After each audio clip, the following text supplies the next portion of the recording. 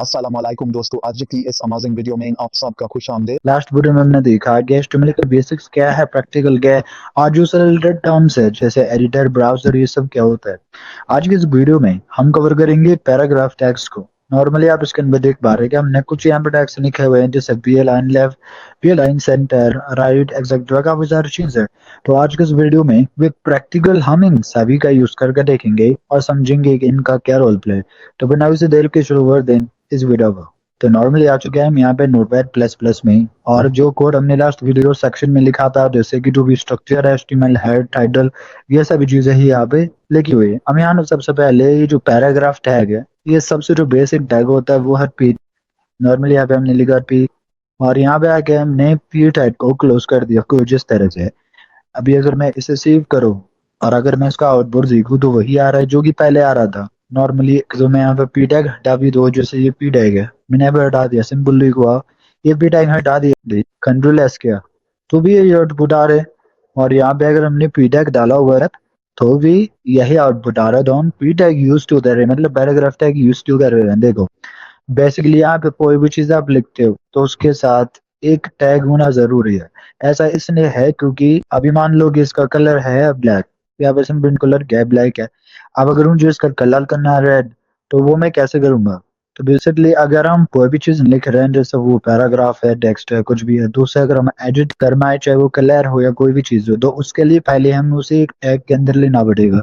तो जो सबसे बेसिक होता है पैराग्राफ के लिए वो एक पी टैग होता है। नॉर्मली आप देख पा रहे हो पी टैग है। अब अगर मान लो जो चीज मैंने यहाँ पे लिखी है, बेसिकली ये मैंने लिखा हुआ है यहाँ पे, welcome to the course of HTML।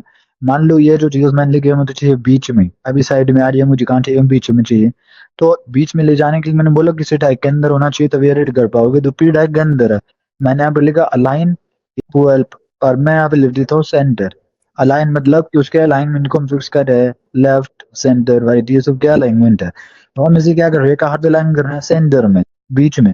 Control S करेंगे यहाँ पे और यहाँ पे आएंगे और इसे रिलोड करेंगे। आज देखो कहाँ आ गया, बीच में आ गया। मैंने गलती से यहाँ बैक स्टार डाल दिया, ये रहा। तो मुझे अब वैसे प्री टैग के अंदर क्लोज करना है, ये मैंने किया। और ये देखो ये बीच में यहाँ पे आ गया। तो इसीलिए जो टैग है वो इम्पोर्टेंट है, क्योंकि उस टैग से रिलेटेड काफी सारी चीजें, जब वो कलर है या फिर अलाइनमेंट है, बैकग्राउंड है, बहुत सारी चीजें होती है। तो वो सब चीजें अप्लाई करने के लिए जरूरी है कि हम उसे टैग के अंदर ले। तो सबसे बेसिक टैग क्या है, पी फॉर पैराग्राफ। और यहाँ पे हमने किया अलाइन सेंट्रल जिसकी मदद से हम उस पैराग्राफ को कहाँ ले सकते हैं, बीच में। अब इसी को यहाँ पे आके नोटपैड प्लस प्लस में अगर आप कंट्रोल डी करोगे तो उसका डुप्लीकेट बन जाएगा, ठीक है, दोबारा से भी सेंटर में ही आएगा। जाहिर सी बात है, मुझे चाहिए लेफ्ट में, ये वाला कहाँ चाहिए, लेफ्ट में चाहिए। तो हम यहाँ पे सेंटर हटा दिया, हम यहाँ क्या कर देंगे, लेफ्ट कर देंगे। मैंने यहाँ पे लिखा LEFT, लेफ्ट। और यहाँ पे आते हैं, ये हो गया लेफ्ट, कुछ इस तरह से जैसे कि हम देख पा रहे हो। इसके बाद दोबारा यहाँ पे आते हैं, कंट्रोल डी करते हैं, और मैंने यहाँ पे लिखा लेफ्ट की जगह हम यहाँ पे लिख देते हैं राइट। और कंट्रोल एस किया, यहाँ पे आ गया राइट में, जिससे कि आप देख पा रहे हो। तो ये जिसके क्लियर हो गई होगी आपको। अब यहाँ पे अगर मान लो आपके पास कोई बड़ा पैराग्राफ है, इसको मैं काट रहा हूँ यहाँ पे, ये हटाया।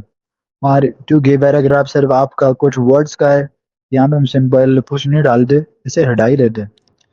मान लो ये जो आपका पैराग्राफ है, मैं इसी को कॉपी कर लेता हूँ यहाँ पे, और कॉपी करने के बाद हम यहाँ आते हैं और इसे पेस्ट करते चले जाते हैं। ठीक है, मैंने इसे पेस्ट किया, और पेस्ट करने के बाद मैं यहाँ पे F5 करता हूँ। तो आप यहाँ पे देखोगे जो भी चीज मैंने लिखी है वो यहाँ पे एक पैराग्राफ, बुरे पैराग्राफ के तौर पे यहाँ पे आ गई है। लेकिन एक चीज नोटिस करो कि इसका अलाइनमेंट लेफ्ट से तो बिल्कुल सही है, काफी सीधा है, यहाँ पे आप देख पा रहे हो। लेकिन अगर हम राइट से बात करें तो ये थोड़ा पीछे आ गया, ये आगे, और ये पीछे, इस तरीके से आ रहा है। तो अगर मुझे इसे सीरीज में लेना है, तरीके से लेना है, तो उसके लिए आप क्या करोगे, यहाँ पे आओगे पी में और लिखोगे अलाइन इक्वल जस्टिफाई। यहाँ पे क्या डालेंगे हम, अलाइन इक्वल टू जस्टिफाई। जैसे यहाँ पे डालोगे आप देखोगे कि जो अननेसेसरी गैप छोड़ रहा था यहाँ पे, वो भी बिल्कुल सीरीज में आ गया। और आपका पैराग्राफ का जो अलाइनमेंट है वो जस्टिफाइड होता है कुछ इस तरह से। तो ये जो गैपिंग अगर हम मार्क कर हम लिखते हैं और यहाँ पे गैपिंग छूटी हुई है, तो उस गैपिंग को मेंटेन करने के लिए हम पी अलाइन जस्टिफाई का यूज करते हैं। अब इसके अलावा एक और चीज है पैराग्राफ से रिलेटेड जो आपको पता होनी चाहिए। देखो एक चीज यहाँ पे नोटिस करना, जैसे मैं यहाँ पे एंटर कर देता हूँ, यहाँ एंटर किया, यहाँ पे एंटर किया, और यहाँ के मैं यहाँ पे एंटर कर देता हूँ। अब आप नोटिस करो कि मैंने जो चीज लिखी है ये किस तरह से लिखी हुई है, ये यहाँ तक मैंने लिखा है पहले लाइन में, उसके बाद अब आ रहा है ये दूसरे लाइन में, फिर तीसरी लाइन, चौथा लाइन, इस तरीके से आया हुआ है। ठीक है, लेकिन अगर मैं आउटपुट चेक करूँ तो क्या आउटपुट में कोई चेंज है? नहीं आया, वैसा कि वैसा ही है। इसको क्या करते हैं, ये हटा देते हैं, ये हटा दिया, अब अच्छी समझ में आएगा। देखो वैसा का वैसा ही है जैसे पहले था। जैसा कि मैंने यहाँ पे एंटर किया हुआ है, जैसे यहाँ वेलकम पे एंटर किया है, तो यहाँ पे चलो वेलकम है, यहाँ पे कोर्स पे एंटर किया हुआ है, यहाँ पे कोर्स नहीं आया हुआ है, तो हमें यहाँ पे कोई आउटपुट में चेंज तो मिला नहीं। तो अब इसे करने के लिए हमें टैग का यूज करेंगे जो कि है प्री टैग। क्या है? Pre tag. लेकिन इससे पहले इसको भी हम नीचे कर देते हैं यहाँ पे, ताकि प्रॉपर तरीके से आ जाए। ये रहा। अब यहाँ पे जो हमारा ये प्री टैग है, इसको हम क्या करेंगे, प्री कर देंगे। क्या कर देंगे? Pre.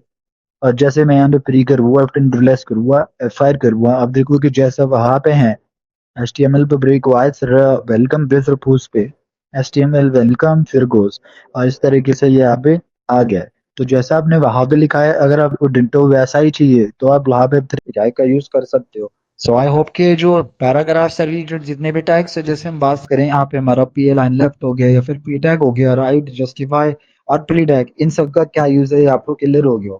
That's heading tags one of the important term है, क्योंकि एक तो अगर हम बात करें हर एक वेबसाइट में हम हेडिंग टैग का यूज करते ही है।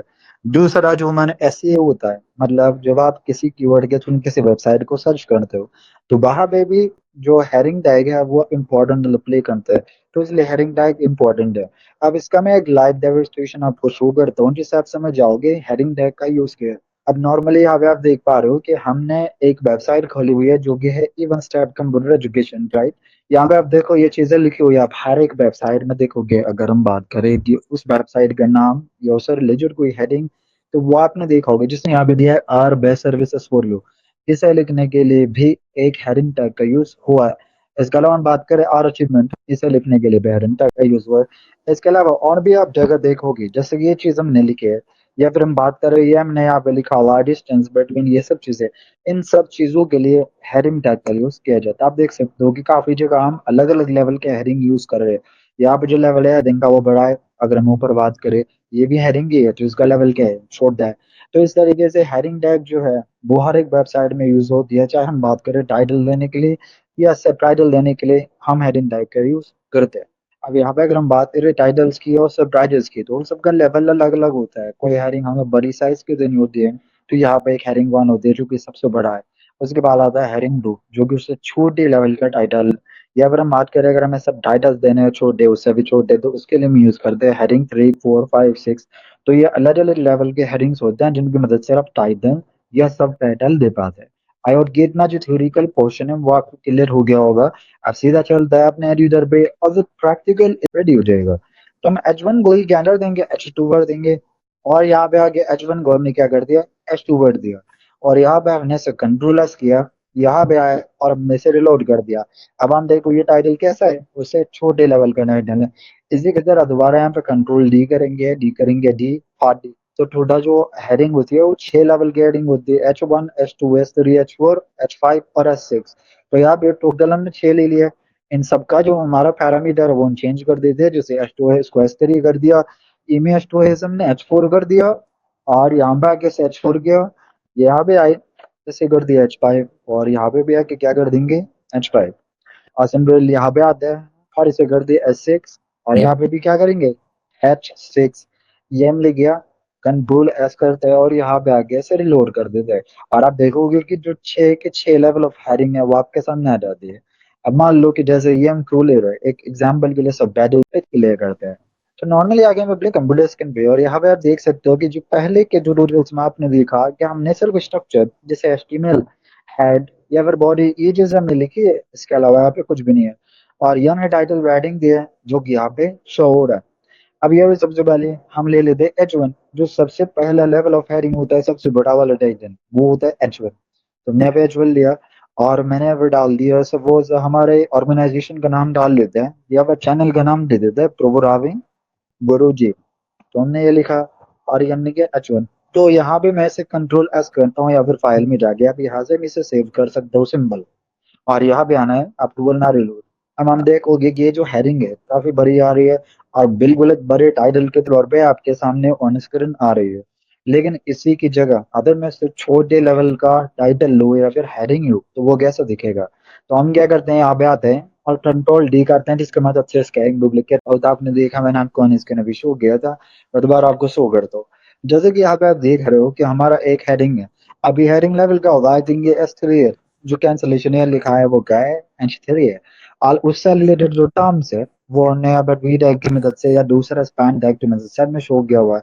तो इस चीज को, जो हमारी हेडिंग है उसको शो करने के लिए हमने किसका मदद ली, हेडिंग टैग की। तो ये S3 है। और अगर ऊपर वाले हम देखें यहाँ पे, जैसे कि ये हो गया आर अचीवमेंट, तो ये हेडिंग 1 है, ठीक है। सो आई होप ये जो काम है हेडिंग के वो आपको क्लियर हो गया होगा। बहुत ही सिंपल है बट बहुत ही यूजेबल है। तो ये सिर्फ इसका यूज टाइटल सब टाइटल के लिए ही नहीं बल्कि एसईओ में भी बहुत अच्छा रोल प्ले करता है। सो इसलिए इसका यूज आपकी बहुत ज्यादा जरूरी है, और ये जानना कि एसईओ में इसका क्या रोल है ये भी आपके लिए इंपॉर्टेंट है। वो आपको पसंद आई होगी। अगर ये वीडियो आपको अच्छी लगे तो प्लीज वीडियो को लाइक करें, शेयर करें, साथ ही कमेंट करके मुझे बताएं कि वीडियो आपको अच्छा लगा या नहीं। Thank you.